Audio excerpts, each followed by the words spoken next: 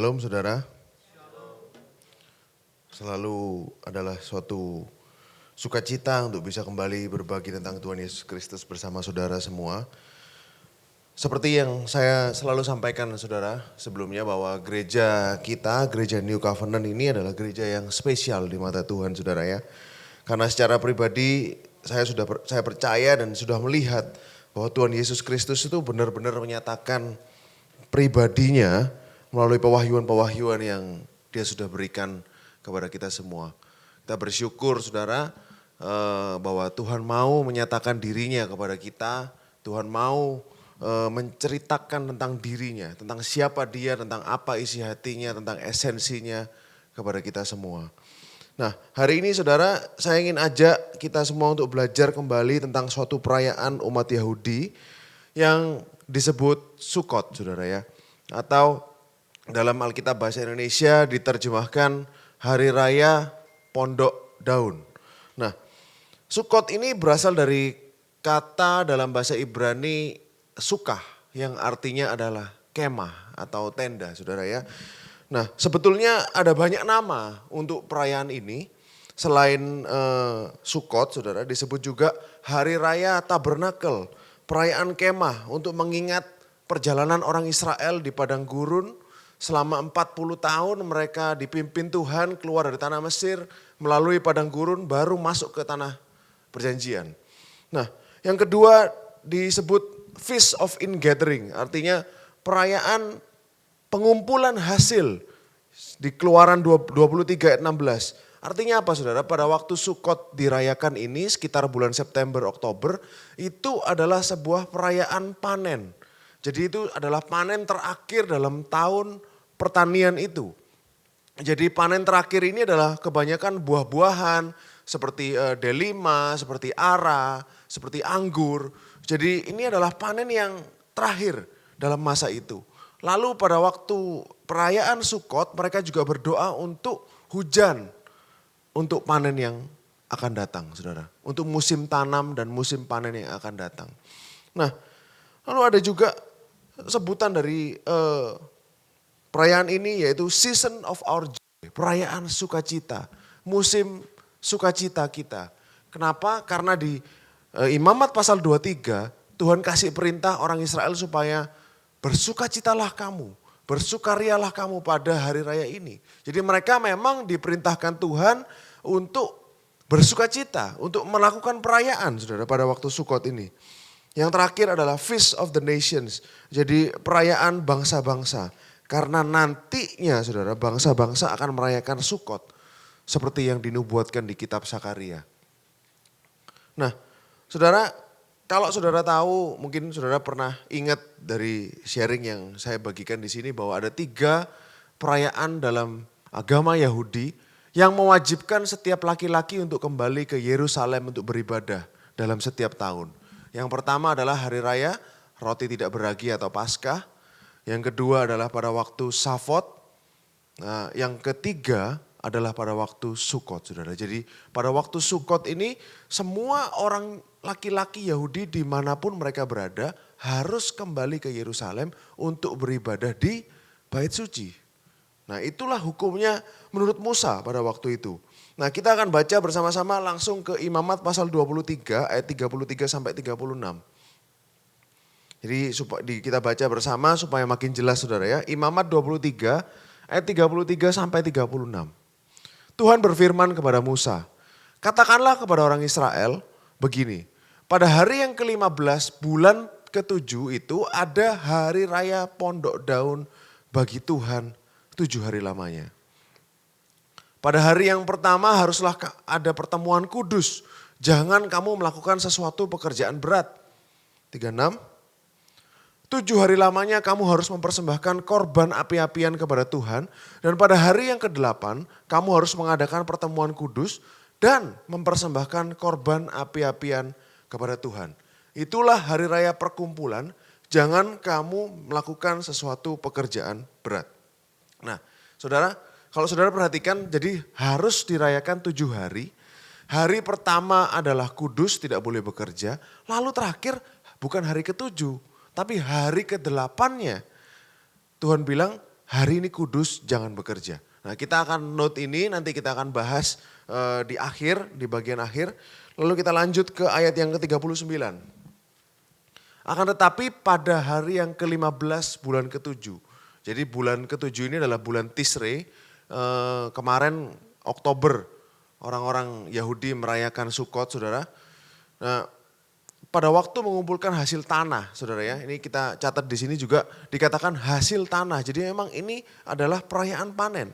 Kamu harus mengadakan perayaan bagi Tuhan 7 hari lamanya.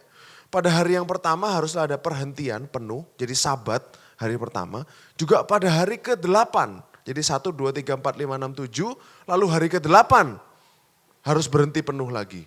Ayat 40. Pada hari yang pertama, kamu harus mengambil buah-buah dari pohon-pohon yang elok. Pelepah-pelepah pohon-pohon korma. Ranting-ranting dari pohon-pohon yang rimbun. Dan dari pohon-pohon gandarusa kamu harus bersukaria di hadapan Tuhan Elohimmu 7 hari lamanya. Nah 41 lanjut. Kamu harus merayakan sebagai perayaan bagi Tuhan 7 hari lamanya dalam setahun. Itulah suatu ketetapan untuk selama-lamanya bagimu turun-temurun. Dalam bulan ke-7 kamu harus merayakannya. Kedua, 42. Di dalam pondok-pondok Daud, kamu harus tinggal 7 hari lamanya. Jadi orang Israel ini diperintahkan Tuhan, pada waktu perayaan ini mereka harus tinggal di pondok-pondok Daud, saudara. 7 hari lamanya. Setiap orang asli di Israel harus tinggal dalam pondok-pondok Daud. 43. Supaya diketahui oleh keturunanmu bahwa aku telah menyuruh orang Israel tinggal dalam pondok-pondok selama aku menuntun mereka sesudah keluar dari tanah Mesir. Akulah Yahweh Elohimmu. 44. Demikian Musa menyampaikan kepada orang Israel firman tentang hari-hari raya yang ditetapkan Tuhan, saudara. Jadi kita note beberapa hal. Sukkot dirayakan tanggal 15 bulan ke-7 selama 7 hari. Hari pertama dan ke-8 adalah hari Sabat. 7 hari ini mereka harus mempersembahkan korban, baca kitab Taurat, bersukaria bersama-sama dengan orang-orang Israel lainnya. Dan tinggal dalam tenda-tenda, saudara. Dan ini masih dijalani orang Israel sampai dengan hari ini. Nah kita akan lihat Nehemia pasal 8 ayat 14 sampai 19. Nehemia pasal 8, jadi pada waktu itu setelah bait suci yang pertama dihancurkan, Nehemia dan Esra ini ditugaskan untuk pulang membangun lagi bait suci. Nah pada waktu mereka baca kitab Taurat Musa, mereka menemukan tentang hari raya Pondok Daun ini. Dikatakan seperti ini, pada hari yang kedua, kepala kaum keluarga seluruh bangsa, para imam, orang Lewi berkumpul pada Esra, ahli hukum Taurat, untuk menelaah kalimat Taurat. 15, maka didapatinya tertulis dalam hukum yang diberikan Tuhan oleh perantaraan Musa bahwa orang Israel harus tinggal dalam pondok-pondok pada hari raya bulan ke-7. 16, dan bahwa di semua kota mereka dan di Yerusalem harus disampaikan berita dan pengumuman yang berbunyi, pergi ke gunung, ambil daun pohon zaitun, daun pohon minyak, daun pohon murat, daun pohon korma, dan daun dari pohon-pohon yang rimbun, guna membuat pondok-pondok sebagaimana tertulis. 17, maka pergilah orang mengambil daun-daun itu membuat pondok-pondok masing-masing di atas atap. Perhatikan saudara ya, di atas atap rumahnya, di pekarangan mereka, di pelataran-pelataran rumah Elohim, di lapangan pintu gerbang air dan di lapangan pintu gerbang Efraim. 18, seluruh jemaah yang pulang dari pembuangan membuat pondok-pondok dan tinggal di situ. Memang sejak zaman Yosua bin Nun, jadi zaman Yosua saudara, sampai hari itu orang Israel tidak pernah berbuat demikian. Maka diadakanlah pesta ria yang amat besar. Terakhir 19, bagian-bagian kitab Taurat dibacakan setiap hari dan hari pertama sampai hari terakhir 7 hari lamanya mereka merayakan hari raya itu. Pada hari yang ke-8 ada pertemuan raya sesuai dengan peraturan. Saudara, Nehemia ini waktu itu pulang, dia menemukan bahwa dulu ada instruksi Sukkot ini tentang pondok daun tapi gak pernah dijalani. Akhirnya dia perintahkan orang Israel untuk menjalani, mereka kumpulkan daun-daun tadi, pohon-pohon macam-macam tadi saudara, untuk bikin sebuah sukah yang adalah seperti tenda. Boleh ditunjukin gambarnya mungkin? Nah, ini kan gambaran Sukah ini mungkin di padang gurun seperti ini, saudara. Karena saudara harus ingat perintah Nehemia tadi, posisi orang Israel sudah ada di tanah perjanjian. Jadi dia bisa ambil daun zaitun lah, daun apapun lah, banyak-banyak lah. Ibaratnya banyak kebun-kebun, mereka bisa ambil, mereka bisa bikin tenda dari situ. Tapi pada waktu perintah ini pertama kali diberikan oleh Musa kepada orang Israel, mereka posisinya sedang di padang gurun, saudara. Nah kan gak ada pohon-pohonan itu. Kemungkinan apapun yang ada mereka akan pakai. Dan orang Israel harus tinggal di pondok-pondok seperti ini atau bisa dibilang kemah, sukah, selama mereka pada waktu itu ada di padang gurun. Kalau ngumpulin banyak, jadi kan memang orang Israel pada waktu di padang gurun tinggalnya di seperti tenda-tenda seperti ini, saudara. Nah kalau ngumpulin cari daun zaitun yang banyak, daun ara yang banyak, pada waktu itu mereka di padang gurun dan banyak kemah yang dibuat, kayaknya kok gak mungkin. Jadi mungkin seperti ini bentuknya. Lalu boleh di next. Kalau sesudah mereka sampai di tanah perjanjian, mungkin ada lebih banyak hijauannya, saudara. Nah boleh dibuka yang sekarang, yang modern, Sukah. Jadi sampai hari ini orang Yahudi memperingati, saudara. Setiap Sukot ini kemarin di bulan Oktober, mereka memperingati, mereka gak tidur di rumah. Atau paling tidak mereka makan di tenda. Jadi kalau nggak mau tidur di sana, paling tidak at least mereka makan di situ, saudara. Lalu mereka pasang sini pokoknya nggak boleh di dalam rumah. Boleh next. Nah jadi ada banyak hiasan-hiasan karena ini adalah perayaan yang sukacita, yang happy buat mereka, saudara, bagi orang Israel. Kalau saudara tahu, mungkin saudara yang suka baca berita Israel pasti akan ngerti. Jadi serangan tahun lalu pada waktu Oktober 7, pada waktu itu serangan kepada orang Israel oleh Hamas itu dilakukan setelah Sukot pada hari ke-8. Yang tadi disebut hari ke-8 di mana itu adalah Sabat, di tanggal 8, di hari ke-8 dari Sukot itulah Hamas ini menyerang Israel. Nanti saya akan ceritakan kenapa kok tanggal itu signifikan, saudara. Jadi saudara ingat hari ke-8, Sukot 7 hari, lalu ada hari ke-8, inilah tanggal di mana pada waktu itu musuh-musuh Israel menyerang sehingga mulailah perang ini. Nah makanya kenapa kok saya ingin bahas soal ini, karena baru saja orang Israel memperingati setahun serangan Hamas kepada Israel. Setahun perang itu, saudara. Nah, para rabi, saudara, punya instruksi yang spesifik soal Sukah ini. Saudara akan amazed dan lihat. Mereka kasih instruksi yang spesifik. Jadi ini bahwa Sukah ini harus sifatnya temporary, sementara. Tidak boleh bangunan yang permanen. Strukturnya nggak boleh permanen. Atapnya harus telah terdiri dari ranting-ranting daun-daun, saudara. Di atapnya ini haruslah terdiri dari ranting-ranting daun-daun. Dan di atapnya ini harus ada celah. Tidak boleh atapnya ini benar-benar kayak gini, saudara. Tutup full, gak boleh. Harus ada celah di atapnya supaya hujan bisa masuk, satu. Supaya orang Israel bisa lihat ke atas. Pada waktu malam, lihat bintang-bintang di langit. Sama seperti pada waktu mereka di padang gurun. Jadi ini wajib seperti itu. Jadi Rabbinical Judaism, rabi-rabi itu bilang gitu. Dan mereka yang di dalamnya, mereka harus bisa lihat atas. Jadi sengaja memang atapnya ini ada celah, saudara. Jadi memang seperti itu. Dan esensinya, saudara, esensinya dari Sukah ini, pada saat mereka tinggal dalam tenda ini, mereka tidak boleh secara komplit terlindungi dari dunia luar. Tidak boleh secara sempurna mereka ini tertutup dari dunia luar. Jadi misalnya ada angin mereka harus tetap kena. Misalnya ada udara dingin mereka harus tetap kena. Inilah yang diperintahkan esensinya dari Sukah ini. Kenapa, saudara? Why? Kita selalu akan tanya kenapa?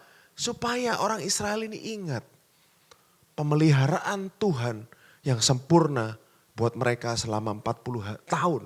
Mereka tinggal dalam tenda-tenda di padang gurun. Supaya mereka ingat, saudara, bahwa Tuhanlah yang memelihara mereka selama di padang gurun. Betul saudara ya? Kita sudah baca itu tadi. Nah, kalau kita tarik ke perjanjian baru, saudara akan lihat di 2 Petrus 1 ayat 13-14. Aku menganggap, ini Petrus yang ngomong saudara ya. Dia berkata seperti ini di perjanjian baru. Aku menganggap sebagai kewajibanku untuk tetap mengingatkan kamu akan semuanya itu selama aku belum meninggalkan kemah tubuhku ini. Sebab aku tahu bahwa aku akan segera menanggalkan, dia sebut apa lagi saudara? Kemah tubuhku ini sebagaimana yang telah diberitahukan kepadaku oleh Yesus Kristus. Jadi Tuhan Yesus sudah ngomong sama Petrus, kamu akan meninggalkan kemah ini segera. Jadi sudah dikasih tahu Petrus ini kapan dia akan mati saudara. Nah, saudara harus ingat bahwa rasul-rasul yang menulis surat-surat ini, mereka semuanya adalah orang Yahudi. Meskipun tulisannya adalah dalam bahasa Yunani.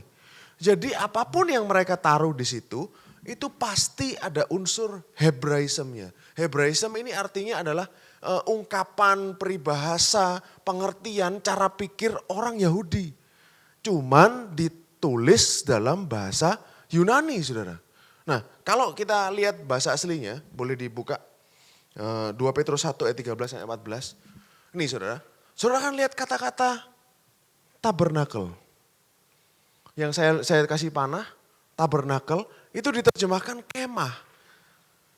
Kemah tubuh.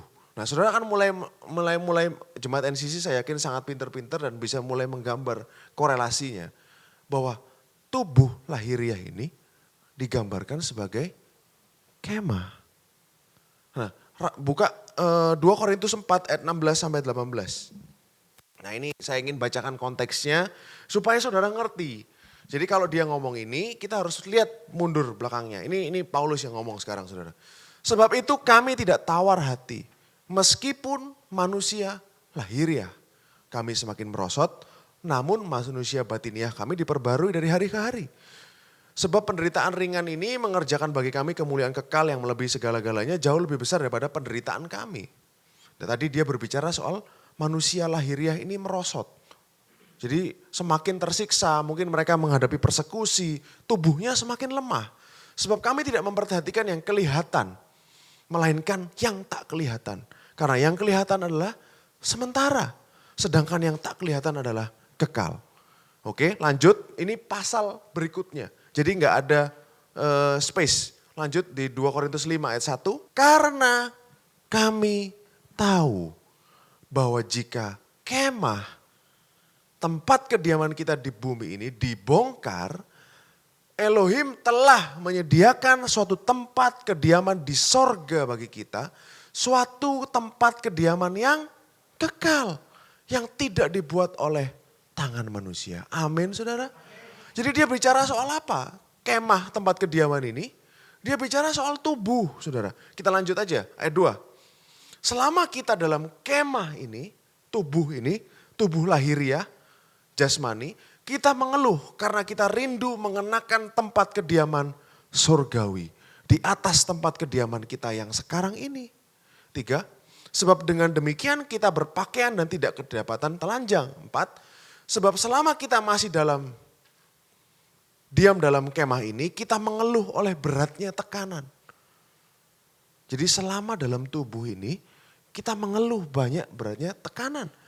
Karena kita mau mengenakan pakaian yang baru.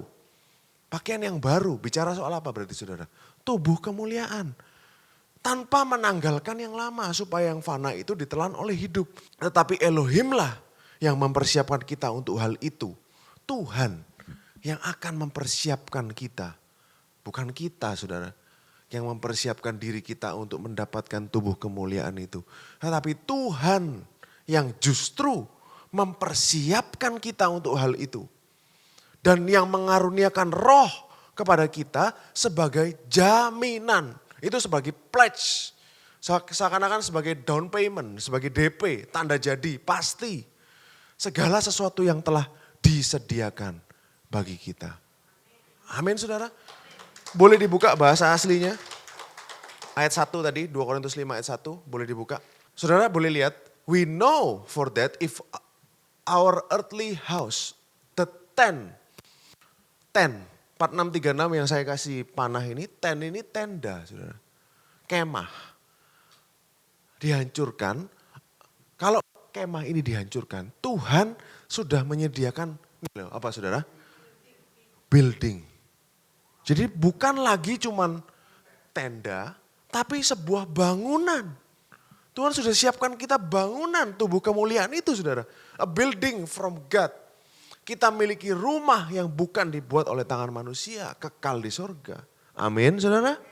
Boleh dibuka yang 4636, kita lihat translate-nya. 4636 itu skenos. Saudara bisa lihat artinya sendiri. Itu tent, apa? Tabernacle, dwelling. Nah saudara, derived from Greek mean to dwell, tinggal. Nah ini adalah konsep Hebrew tentang tenda atau tabernacle. Nah kalau saudara baca gini keterangannya saudara jelas sekali. Dalam perjanjian baru, skenos ini dipakai untuk human body. Untuk tubuh manusia sebagai tempat tinggal temporary, tempat tinggal sementara. Ya saudara ya. Ini menekankan nature dari kehidupan di dunia ini yang sementara. Atau yang fana, atau yang kecil dibandingkan dengan kekekalan nanti. Ini membandingkan konsepnya. Jadi tabernakel ini adalah konsep untuk menjelaskan kehidupan kita di bumi. Nah, oke. Jadi body, ini saudara ya, ini bagus konsepnya dia. Body ini adalah tenda sementara untuk roh. Jadi seperti sebuah kemah untuk roh. Di dalamnya ini loh, roh. Ini adalah kemah ini sementara. Jadi konsep dwell, tabernacle itu bukan permanen saudara. Konsep tabernacle atau dwell atau tinggal ini adalah sementara. Nanti kita akan lanjut lagi kan saudara akan lihat ayat-ayat yang saudara bisa pernah sering kali baca, kita akan terjemahkan ulang saudara.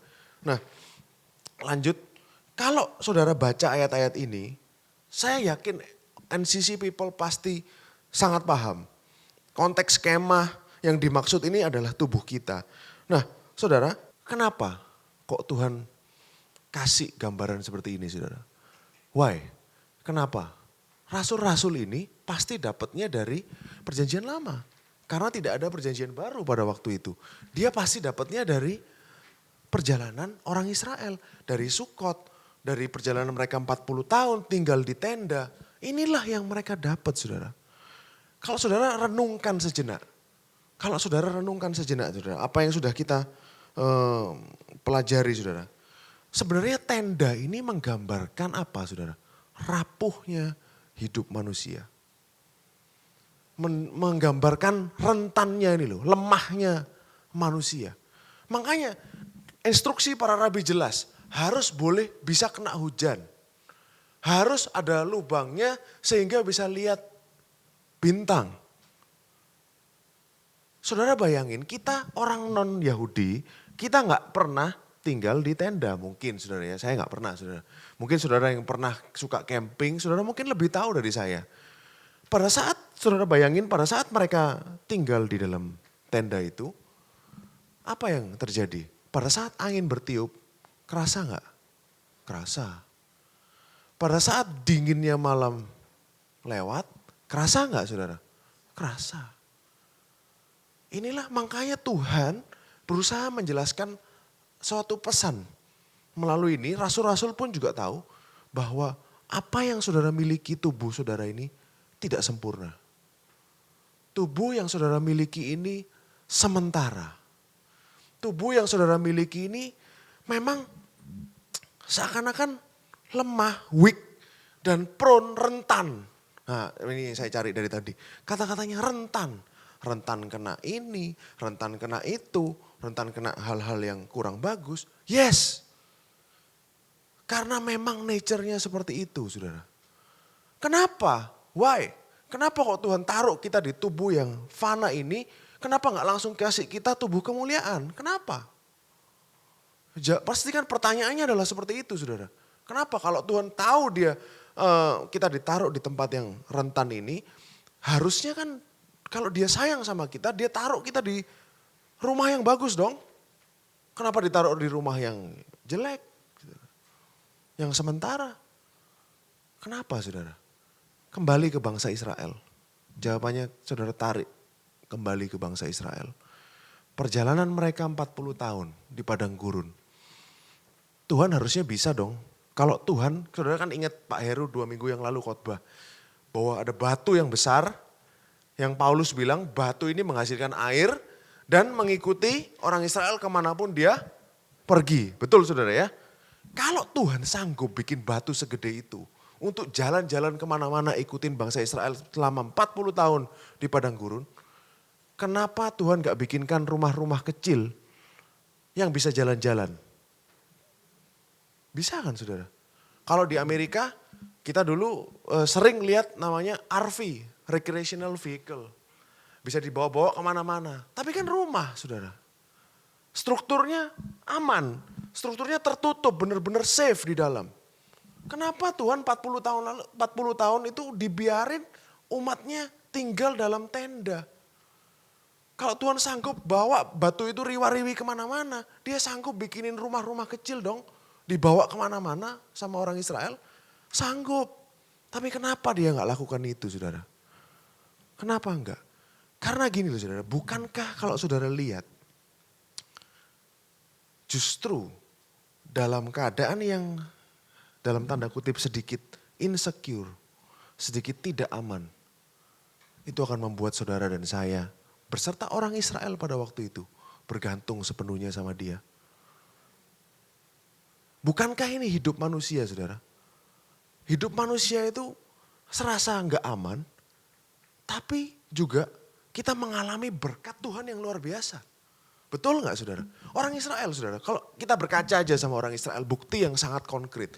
Mereka tinggal di padang gurun itu pagi itu siang panas, malam sangat dingin, cuacanya sangat tidak bersahabat.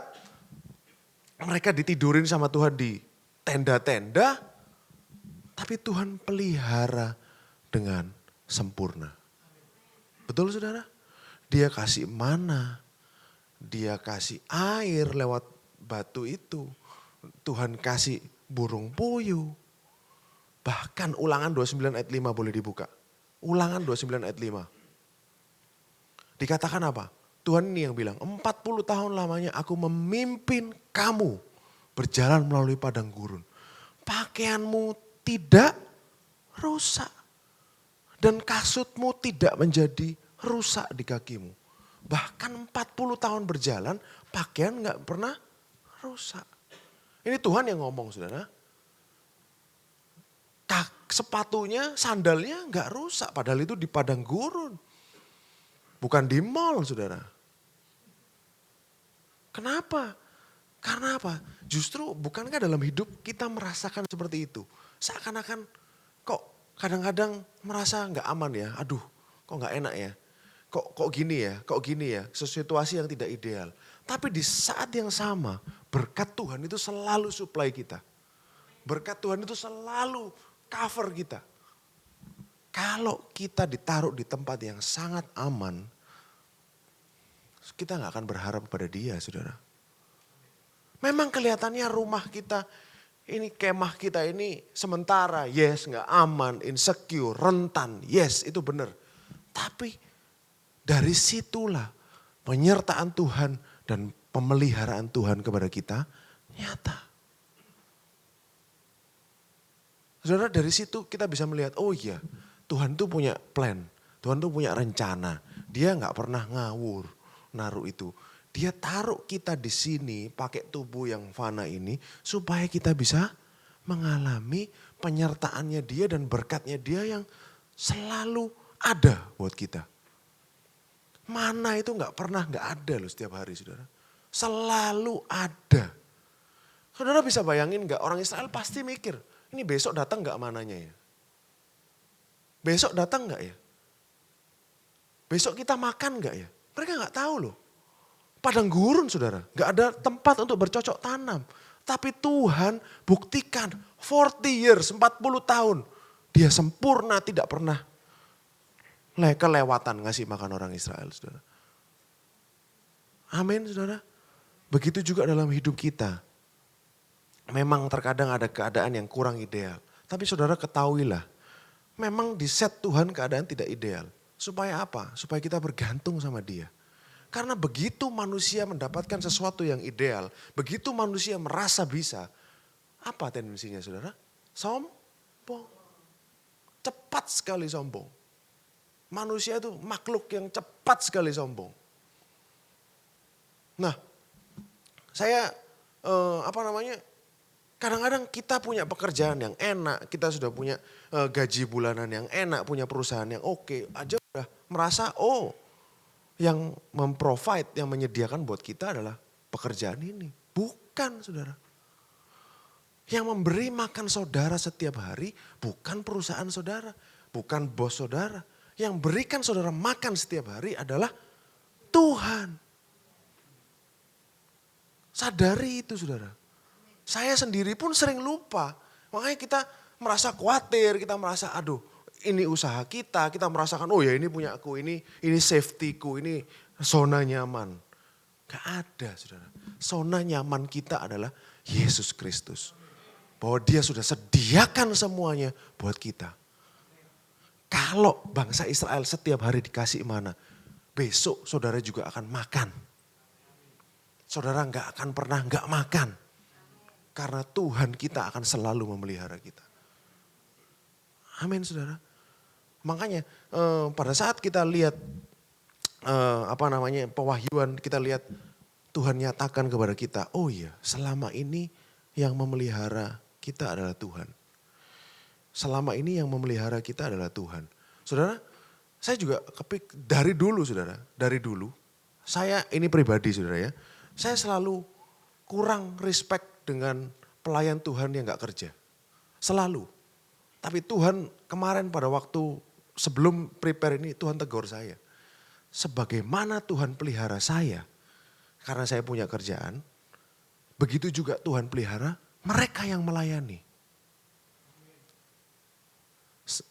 Itu yang Tuhan ngomong, oh iya bener.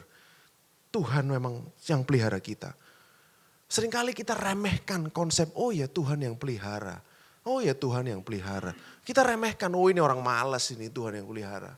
Gak mau kerja, mengandalkan Tuhan yang pelihara. Saudara padahal sebetulnya kita semua yang kerja pun dia yang pelihara. Seringkali kita lupa. Kita merasa itu usaha kita. Tapi enggak saudara. He provides. Dia yang datangkan orang mau beli barang saudara. Dia yang berikan saudara rezeki hari ini. Semuanya dia. Sama seperti bangsa Israel. Nah, kita akan lanjut saudara ya. Saudara juga tahu, selain di perkemahan orang Israel, selain kemah-kemah kecil milik keluarga-keluarga Yahudi, di situ ada apa saudara? Kemah suci. Apa yang terjadi di kemah suci adalah kebalikan dari yang terjadi di kemahnya orang Israel. Kalau di kemah orang Israel ini atapnya bolong supaya hujan bisa masuk, supaya mereka bisa lihat ke atas, saudara ya. Supaya mereka bisa merasa ibaratnya lemah, rentan di tengah-tengah padang gurun itu. Justru di kemah suci itu kemuliaan Tuhan yang keluar dari kemah itu. Boleh dibuka gambarnya yang kemah suci. Justru kan kemah suci ini di dalamnya ada Shekinah glory, ada kemuliaan Tuhan yang tinggal di dalam situ. Justru kemuliaan ini yang terpancar keluar saudara. Kuasa dari kemuliaan ini yang terpancar keluar. Lewat api yang di atas kemah itu. Jadi bukan dari luar yang mempengaruhi kemah suci, tetapi dari dalam yang mempengaruhi keluar. NCC people pasti sudah tahu siapa ini saudara? Yesus Kristus. Ini adalah gambaran dari Tuhan kita, Yesus Kristus. Keluaran 40 ayat 34 sampai 38. Lalu awan itu menutupi kemah pertemuan dan kemuliaan Tuhan memenuhi kemah suci. Sehingga Musa tidak dapat memasuki kemah pertemuan. Nah, nanti kita akan lihat lagi soal ini saudara. Sebab awan itu hinggap di atas kemah itu. Saudara lihat awannya itu sampai di atas. Di dalamnya itu ada kemuliaan. Di atasnya ini awan. Di atas kemahnya. Dan kemuliaan Tuhan memenuhi kemah suci. Apabila awan itu naik dari atas kemah suci, berangkatlah orang Israel dari setiap tempat mereka berkemah. Tetapi jika awan itu tidak naik, maka mereka pun tidak berangkat sampai hari awan itu naik. 38. Sebab awan Tuhan itu ada di atas kemah suci pada siang hari dan pada malam hari ada api di dalamnya. Di depan mata seluruh umat Israel pada setiap tempat mereka berkemah. Amazing saudara ya. Jadi ini adalah gambaran dari Yesus Kristus. Kita buka Yohanes 1 ayat 14. Yohanes 1 ayat 14. Firman itu telah menjadi manusia dan diam di antara kita. Dan kita telah melihat kemuliaannya. Boleh dibuka sampai sini kita boleh lihat bahasa aslinya dulu. 4637. Dwell. Tinggal. Boleh dibuka terjemahannya 4637. Sama saudara. Tabernacle. Pitch a tent. Mendirikan tenda. Kemah. Tabernacle. Sama saudara. Jadi pada waktu itu firman itu telah menjadi manusia. Dan tabernacle. Membangun sebuah tenda di antara kita. Konsepnya dwell atau diam, dalam bahasa Indonesianya diam atau tinggal ini gak selamanya. Karena memang kedatangan Yesus pertama kali dia gak selamanya. Karena kan tabernakel saudara. Dia cuma sementara. Makanya kan pada waktu itu Yesus kan akhirnya naik lagi ke surga. Karena dia pada waktu kedatangan pertama dia gak selamanya di sini. Kalau saudara baca lagi ayatnya, boleh dibuka Yohanes 1 ayat 14 tadi. Dan diam di antara kita, apa dia katakan? Dan kita telah melihat kemuliaannya. Kalau saudara ingat apa yang kita baca di Keluaran pasal 40 tadi, apa yang diam di dalam kemah itu? Kemuliaan Tuhan. Dalam kemah suci, di dalamnya adalah ada kemuliaan Tuhan. Makanya Yohanes tidak ngawur saudara. Dia tahu apa yang dia omong. Makanya dia bilang kita telah melihat kemuliaannya. Sama seperti orang Israel telah melihat kemuliaan Tuhan di kemah suci pada waktu itu. Yaitu kemuliaan yang diberikan kepadanya sebagai anak tunggal Bapa. Penuh kasih karunia dan kebenaran. Saudara, kalau saudara lihat penuh kasih karunia dan kebenaran. Boleh dibuka ayat 16. Lanjut aja langsung. Ayat 16. Karena dari kepenuhannya kita semua telah menerima kasih karunia demi kasih karunia. Jadi pada saat kameranya kita zoom in ke kemah suci, ke Yesus Kristus. Itu bukan rentan lagi, bukan lemah lagi seperti kemahnya manusia. No saudara, tapi justru penuh, full. Dari kepenuhannya kita semua telah menerima kasih karunia. Dia penuh dengan kasih karunia dan kebenaran. Jadi bukan sesuatu yang fragile, sesuatu yang weak, sesuatu yang lemah, sesuatu yang rentan. Enggak saudara. Justru Yesus Kristus itu penuh dengan segala-galanya yang baik dari Tuhan.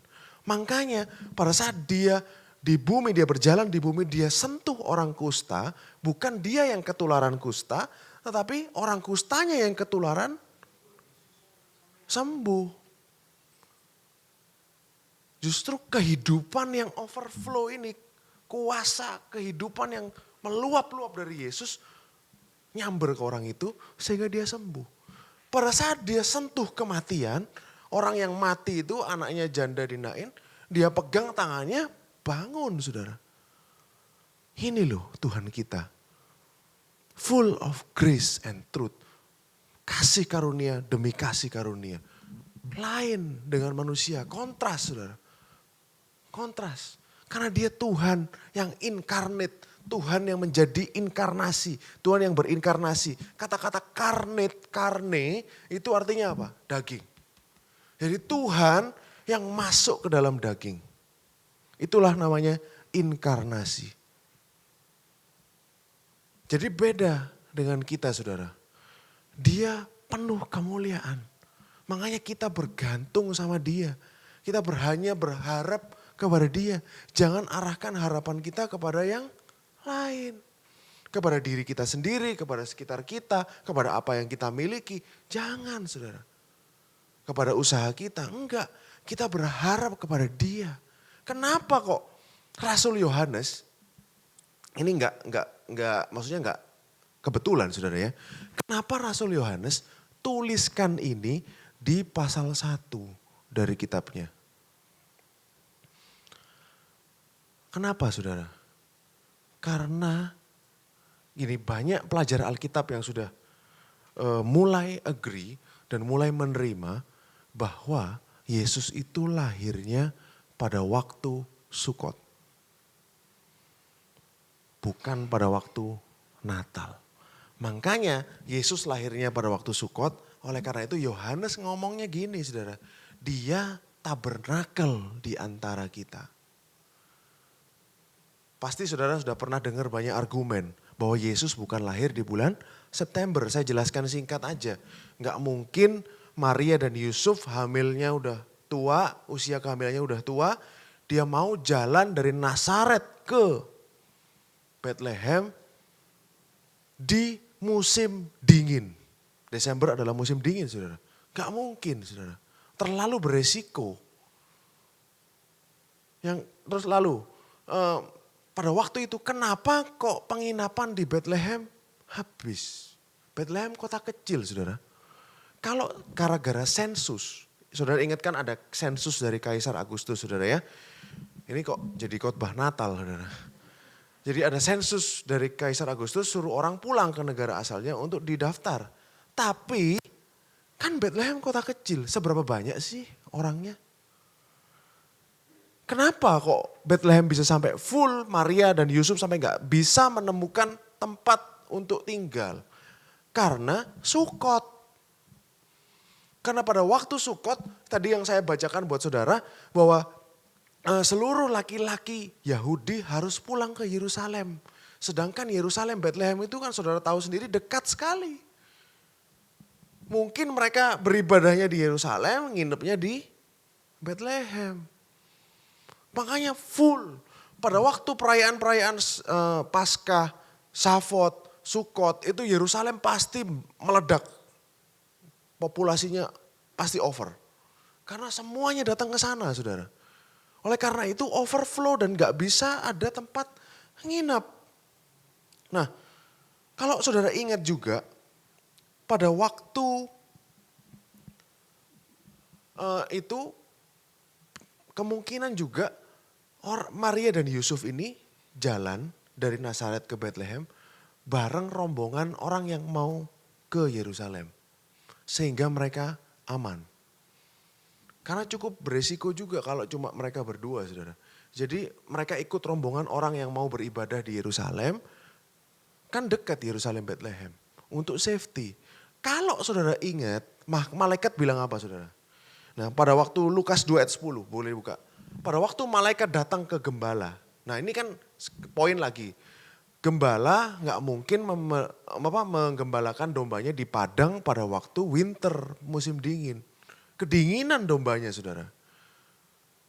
Kalau September masih sangat mungkin karena itu setelah panen yang terakhir. Mereka biasanya itu menggembala itu juga nyari-nyari di ladang-ladang ini sisa-sisa panen, rumput-rumput yang tersisa, daun-daunan yang tersisa itu dimakanin sama domba-dombanya setelah panen terakhir.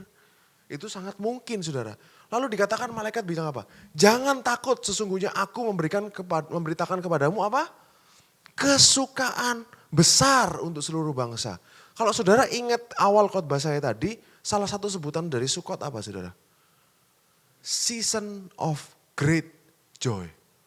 Masa sukacita besar. Kenapa kok malaikat tiba-tiba bilang gini?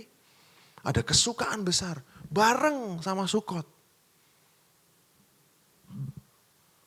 Lagi argumen yang terakhir. Ini cuma singkat saya jelaskan saudara ya. Dari Yohanes Pembaptis.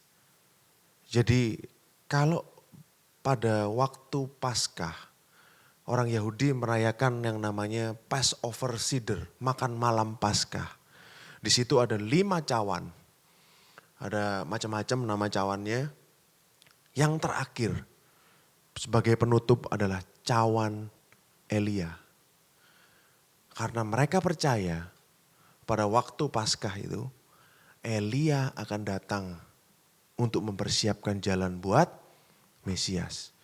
Jadi sebelum mereka baca ayat, jadi cawan anggur yang kelima ini, mereka baca ayat, pintunya dibuka. Pintu rumahnya agak sedikit dibuka, mereka baca ayat, mengharapkan Elia datang karena Elia ini akan mempersiapkan jalan untuk Mesias. Ini kebiasaan orang Yahudi. Kalau kita tarik mundur, saudara ya, kalau kita tarik mundur, siapa yang datang dengan roh Elia saudara? Yohanes. Yohanes Pembaptis yang datang dengan roh Elia mempersiapkan jalan buat Yesus. Artinya apa? Ini sebenarnya berdasarkan sebenarnya saudara ya. Berdasarkan kapan Sakaria itu pelayanan di Bait Suci. Jadi Sakaria itu dari suku Lewi, dia dari divisi Abijah. Nah Abijah ini ada jadwalnya, jadwal pelayanannya dia itu kapan. Makanya pada waktu dia ketemu malaikat itu tahu kapan saudara. Kapan Sakaria jadi bisu, ketemu malaikat dan dia gak percaya. Nah itu ada jadwalnya saudara, kalau gak salah bulan Juni atau Juli. Sehingga kan setelah dia bisu, Elisabeth hamil. Nah setelah itu kalau saudara tambahin 9 bulan, saudara akan ketemu lahirnya Yohanes Pembaptis itu di bulan Nisan, yaitu bulan Paskah. Nah oleh karena itu saudara, Lukas menuliskan, nah ini Lukas, di kitab Lukas pasal 1 atau pasal 2, dikatakan bahwa beda umurnya antara Yohanes dan Yesus itu 6 bulan. Kalau Yohanes benar lahirnya Paskah, berarti Yesus lahirnya kapan? Sukot. Sukot saudara dia lahirnya. Kan bedanya menurut Lukas 6 bulan. Kalau emang benar penanggalannya itu benar, Yohanes lahirnya pas Paskah, dia lahir pas Paskah, makanya orang Yahudi itu bilang cup of Elia itu pada waktu Paskah, dia yang datang dengan roh Elia, makanya Mesiasnya lahirnya Sukot. Bukan Desember. Selama ini memang menurut saya ini nggak penting sebenarnya saudara. Tapi lucunya saudara, ini fun fact. Lucunya kita berandai-andai. Satu-satunya perayaan yang masih akan dirayakan sampai nanti akhir zaman, sampai kita nanti bersama-sama dengan Yesus 1000 tahun, kerajaan 1000 tahun, kita di surga bersama-sama dengan dia, yang masih akan dirayakan adalah Sukot. Bukan yang lain. Nggak tahu kenapa saudara ya, kan kita jarang belajar juga tentang Sukot. Tapi mungkin, ini mungkin saudara, karena ini ulang tahunnya Yesus katanya. Makanya dirayakan terus sampai nanti. Mungkin saudara. Tapi kan kita kan nggak tahu pastinya. Tapi jelas ada ayatnya, sampai nanti bangsa-bangsa pun akan merayakan Sukot bersama-sama dengan orang Israel. Hari Raya Pondok Daun itu. Jadi Sukot ini jarang dibahas saudara. Tapi artinya ini dalam, banyak. Bisa lihat ke belakang, bisa lihat ke zaman Yesus, bisa lihat ke depan. Zaman milenial, nanti akhir zaman. Di mana Tuhan tinggal bersama-sama dengan manusia. Nah sampai di sini, kalau memang benar saudara, Tuhan itu lahirnya pas Sukot. Atau hari pertama Sukot saudara ya. Kalau Tuhan lahir hari pertama Sukot, Saudara ingat gak? Dia disunat hari keberapa? Ke-8. Hari ke-8 hari apa saudara? Hari namanya setelah Sukot. Sukot kan 7 hari. Tadi kan saya sempat bahas di depan. Hari ke-8-nya itu namanya Simhat Torah. Simhat Torah ini bagi orang Israel itu adalah hari raya di mana mereka menyelesaikan atau menggenapi pembacaan Taurat setahun. Jadi kan mereka ada pembacaan Taurat tuh setahun. Setiap sabat beda-beda, setiap sabat baca pasal ini, pasal itu, pasal ini, pasal itu beda-beda selama 1 tahun. Nah pada hari raya Simhat Torah itu selesai. Apakah kebetulan Yesus disunat pada hari ke-8? Enggak saudara. Kalau memang betul dia pas dengan Simhat Torah, itu sesuai dengan purpose dan tujuannya dia ke bumi ini. Yaitu menggenapi hukum Taurat. Jadi kalau kita lihat Alkitab ini luar biasa saudara. Makanya Tuhan itu selalu pakai tanggal-tanggal penting. Selalu pakai hari raya penting. Dia Tuhan yang terprogram. Bukan Tuhan yang yang sembarangan saudara. Tuhan selalu terprogram dalam tindakannya. Dia teratur saudara. Dan dia mau kasih pesan bahwa dia datang untuk menggenapi hukum Taurat. Di hari ke-8 itu dia disunat saudara. Dia disunat kan artinya masuk ke dalam perjanjian. Disunat ini kan tanda kita ini punya perjanjian dengan Tuhan. Disunat tuh masuk, dia datang masuk untuk menggenapi hukum Taurat. Saudara bisa nangkep message-nya, saudara bisa lihat gambarannya. Saya bingung saudara menjelaskannya seperti apa lagi. Karena kadang-kadang banyak hal ini semuanya berhubungan. Nah gimana caranya mengkomunikasikan supaya saudara ngerti. Supaya saudara paham ini loh message-nya Tuhan. Ini loh pesan yang ingin Tuhan sampaikan.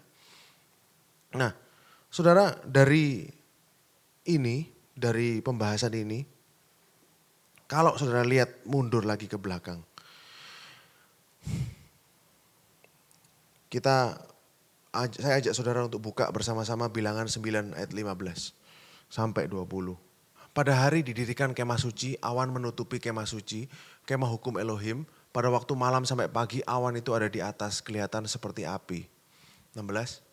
Demikian selalu terjadi, awan itu menutupi kemah dan pada waktu malam kelihatan seperti api. Setiap kali awan itu naik, maka orang Israel berangkat. Di tempat awan itu diam, di sanalah orang Israel berkemah. Atas titah Tuhan orang Israel berangkat dan atas titah Tuhan mereka berkemah. Selama awan itu diam di atas kemah, mereka tetap berkemah. 19. Apabila awan itu lama tinggal di atas kemah suci, maka orang Israel memelihara kewajibannya kepada Tuhan dan tidak mereka berangkat. 20. Ada kalanya awan itu hanya tinggal beberapa hari di atas kemah suci, maka atas titah Tuhan mereka berkemah dan atas titah Tuhan juga mereka berangkat.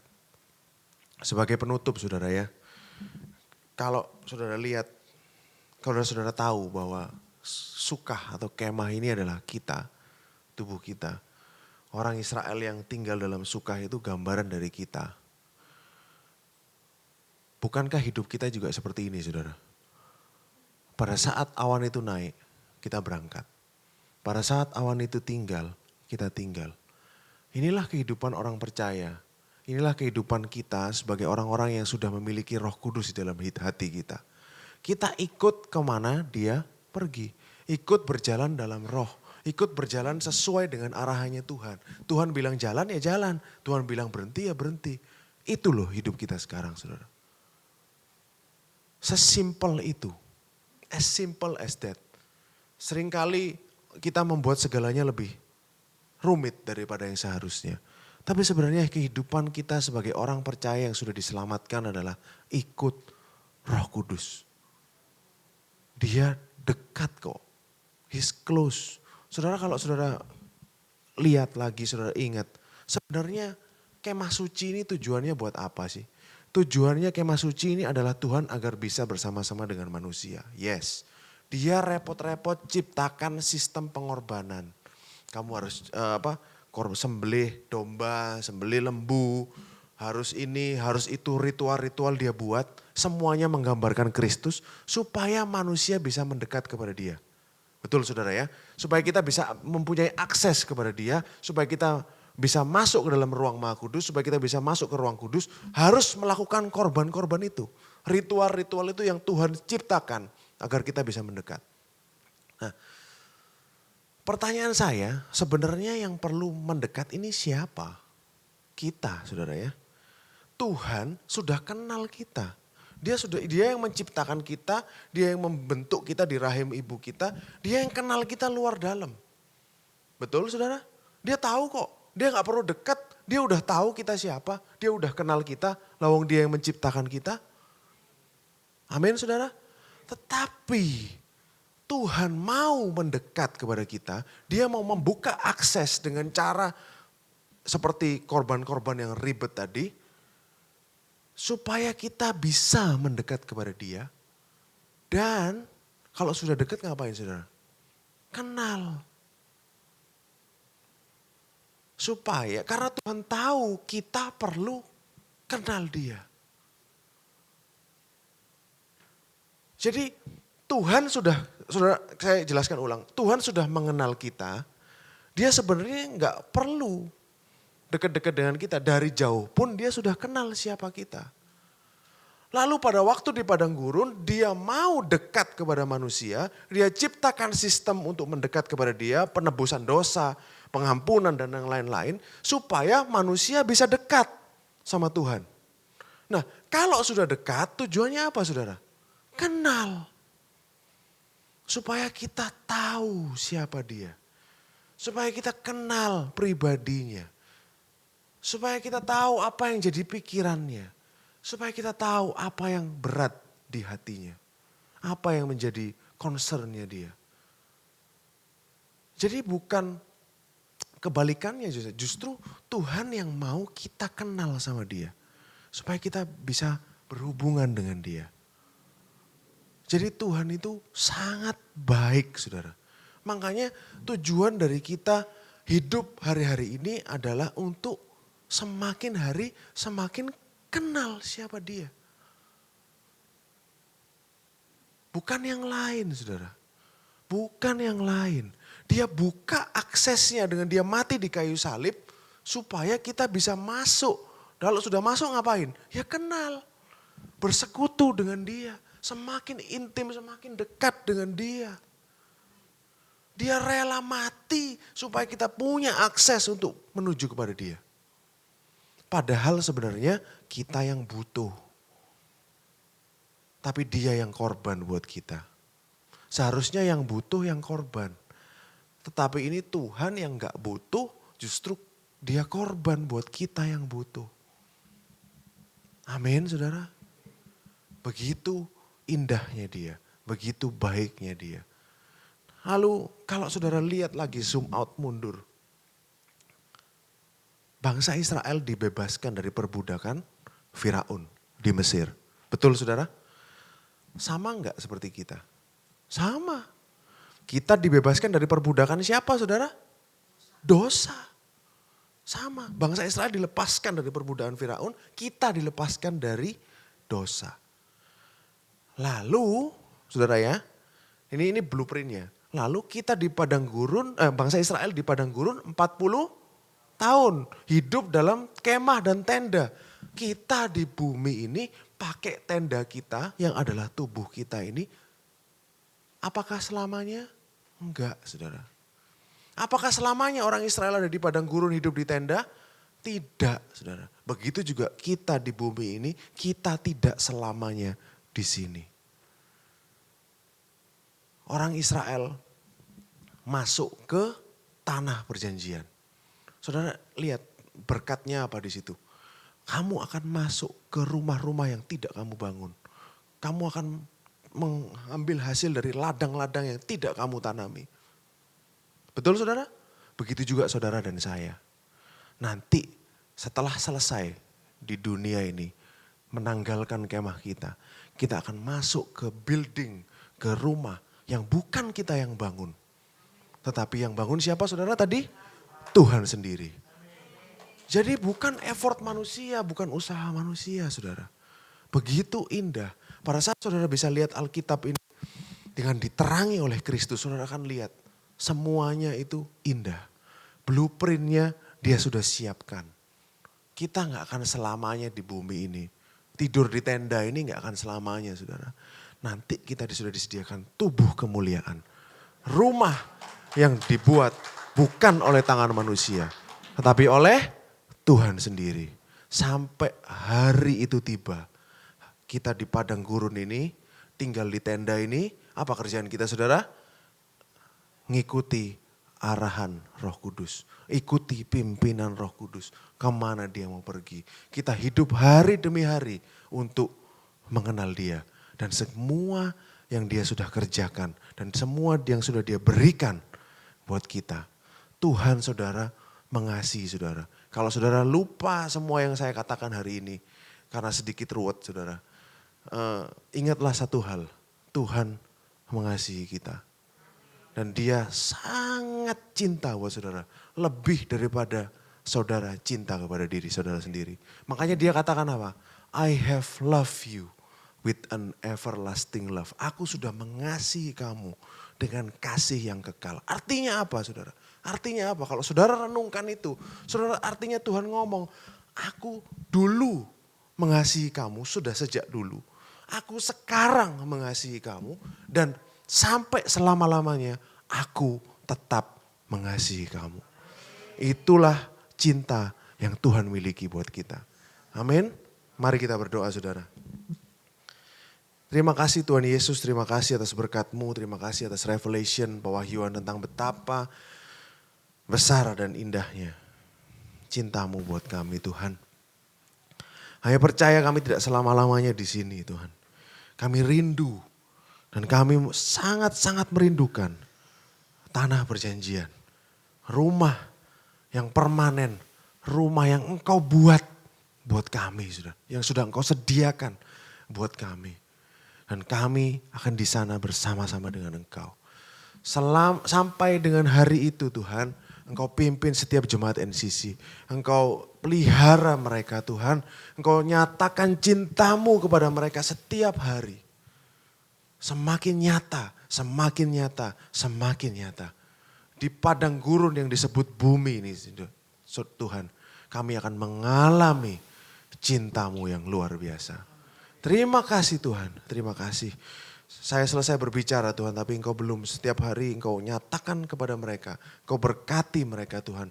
Engkau nyatakan tentang Yesus Kristus kepada setiap jemaat NCC. Terima kasih Tuhan, di dalam nama Yesus. Saya berdoa dan mengucap syukur. Haleluya. Amin.